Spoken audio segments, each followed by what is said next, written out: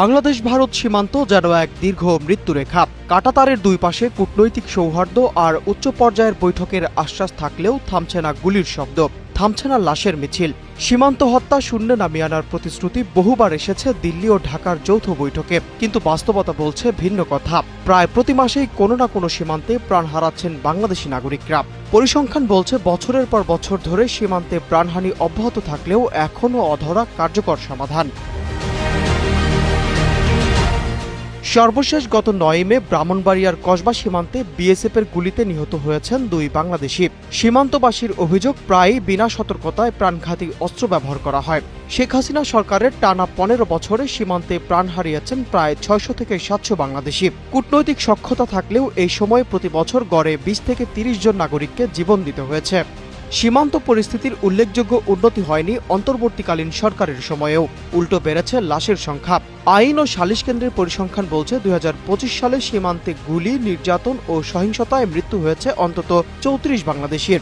এদিকে নতুন বিএনপি সরকারের প্রশাসনিক কাঠামো কার্যকর হওয়ার পরও বন্ধ হয়নি সীমান্তে হতাহতের ঘটনা।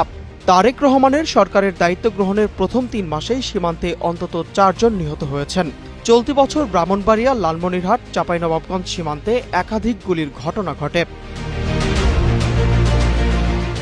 পরিসংখ্যান বলছে বিশ্বের বিপজ্জনক সীমান্তগুলোর তুলনায় ভারতীয় বাহিনীর আগ্রাসন অবাক করার মতো। যুক্তরাষ্ট্র মেক্সিকো সীমান্তে গত ১৪ বছরে মার্কিন বাহিনীর গুলিতে নিহত হয়েছে মাত্র ৪০ জন। উত্তর ও দক্ষিণ কোরিয়ার মতো চরম বৈরী সীমান্তেও বেসামরিক নিহতের ঘটনা বিরল। ইসরায়েল গাজা সীমান্ত বর্তমানে সবচেয়ে রক্তক্ষয়ী হলেও তা একটি সক্রিয় যুদ্ধক্ষেত্র। বিপরীতে বাংলাদেশ ভারত সীমান্ত কোনো যুদ্ধক্ষেত্র না হওয়া সত্ত্বেও বিএসএফের গুলিতে নিয়মিত নিরস্ত্র বাংলাদেশি বেসামরিক নাগরিকদের মৃত্যু বিশ্বের অন্যতম বিপজ্জনক সীমান্তে পরিণত করেছে। ভারতের পক্ষ থেকে প্রায়ই আত্মরক্ষার দাবি তোলা হলেও নিহতদের কাছ থেকে কোনো আগ্নেয়াস্ত্র উদ্ধার না হওয়ায় বারবার প্রশ্নের মুখে পড়েছে সেই যুক্তি। বিশ্লেষকরা বলছেন, দ্বিপাক্ষিক আলোচনার বাইরে আন্তর্জাতিক পর্যায়ে জবাবদিহিতা নিশ্চিত করা ছাড়া এই পাশবিকতা থামানো কঠিন। সীমান্ত জুড়ে গুলি, নির্যাতন ও মৃত্যুর ঘটনা যেন এখন